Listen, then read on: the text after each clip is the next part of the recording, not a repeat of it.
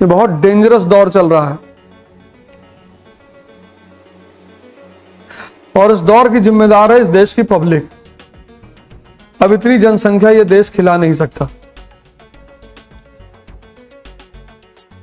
कल रात में मैं क्लास ले रहा था, क्या किसी लड़के ने कहा सर इस देश के नेताओं के बारे में बोलिए। हमने कहा वो तो भगवान है, चुट्टे तो तुम हो। नेताओं की क्या गलती है? वोट तुमको देना है, उसमें नेता की क्या गलती है? उसको पता है कि अगर अभी वो आके पब्लिक से कहेगा स्कूल खुलवाऊंगा, तुम उसको वोट ही नहीं दोगे। जैसे वो जाति की बात करेगा तुम नाचने लगोगे। जीजा है हमारे, अच्छा।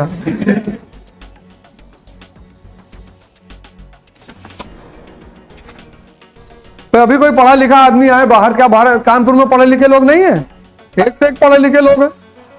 कानपुर IIT, HBTI यूनिवर्सिटी क्या नहीं है कानपुर में? तो यहां पढ़े लिखे लोगों की कमी है, बहुत है।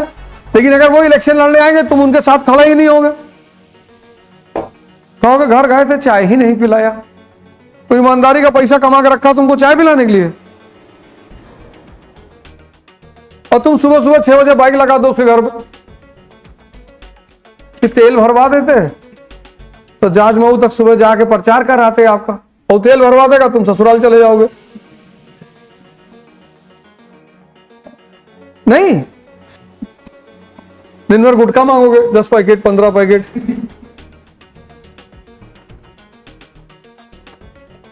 वो बेचारा जो कॉलेज का प्रोफेसर है, डॉक्टर है, वो कैसे चुनाव लड़ पाएगा यार? लड़ ही नहीं पाएगा। हाँ, तो मोदी की कैलकुलेशन बहुत आगे है ना। मोदी कैलकुलेशन तुम समझ जाओगे तो तुम्हारी फर्स्ट से भी फर्स्ट रैंक आएगी।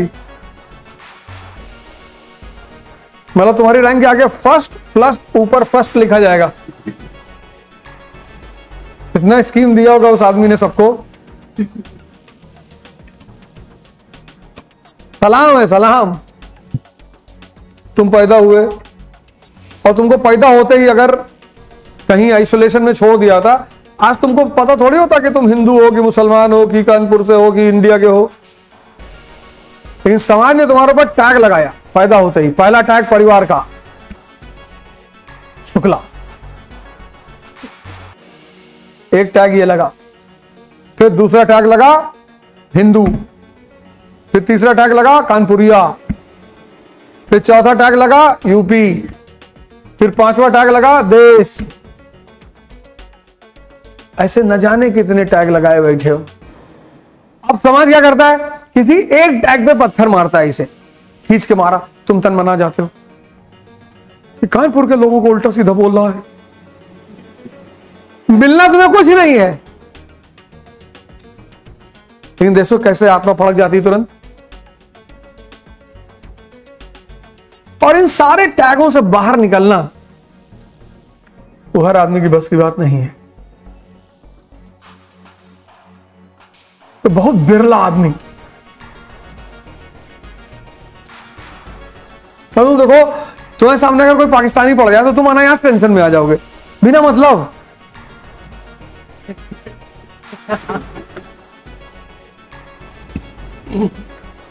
हम जा थे डेजर्ट सफारी, तो हमारा जो ड्राइवर था पाकिस्तानी था। वहां एक दोस्त था, कहा यार इसके साथ ना जाएंगे, साथ गाड़ी वाली पलट देगा ही।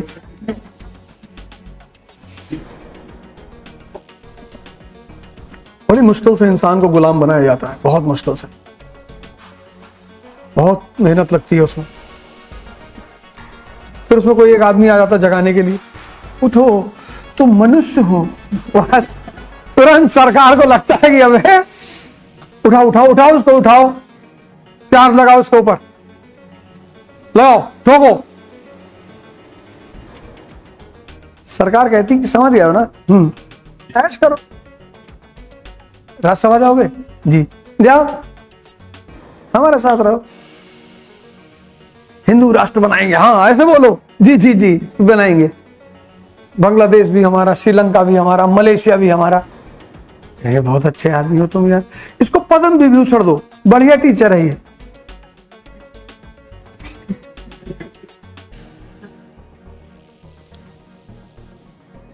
40 साल से यूपी में कुछ लोगों की रंगदारी थी, इसीलिए तो किसी नई पार्टी को नहीं आने दे रहे थे। वो जितने बड़े बड़े नंबरदार यूपी में थे सब मारे गए, क्योंकि वो पुरानी पार्टियों के आधार स्तंभ थे। पैसा फंड करते थे, मनी फंड करते थे, आदमी फंड करते थे, सीट जितवाते थे। अब अगर बीजेपी को परमानेंटली पावरफुल बनना है तो अपने नए नंबरदार खड़े करने होंगे जो उनकी पार्टी को जितवाएं, उनकी पार्टी को वोट दिलवाएं। तो पुराने वाले ठेकेदार रिप्लेस हो गए। तो जो पुराने ठेकेदार होते हैं ना सब एक हो जाते हैं, चाहे हिंदू हो, चाहे मुसलमान हो, दलित हो, ब्राह्मण हो। जैसे कोई नया ठेकेदार उभरता है तुरंत सब उसकी तरफ कंसेंट्रेट कर देते हैं कि उड़ा दो इसको, नहीं तो सबके लिए दिक्कत पैदा करेगा। आज का जो समय चल रहा है उसमें अगर तुमने बुद्धिमत्ता की बात की तो तुम मारे गए। जितनी तुम जाहिलियत की बात करोगे बाहर, उतना लोग तुम्हारे पीठ थपथपाएंगे और कहेंगे बहुत ज्ञानी आदमी है यार ये।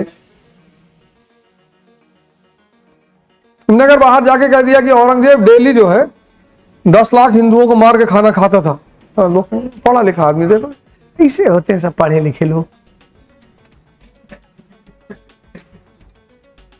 और जहां तुमने उनको बुद्धि दी कि 10 लाख पर डे यानी 300 दिन में 10 लाख इंटू 300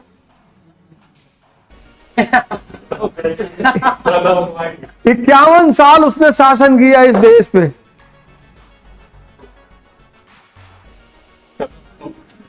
एक ही साल में खत्म। मतलब हिंदू मुसलमान दोनों मारेगा तब 10 लाख पर डे के हिसाब से हो पाएगा।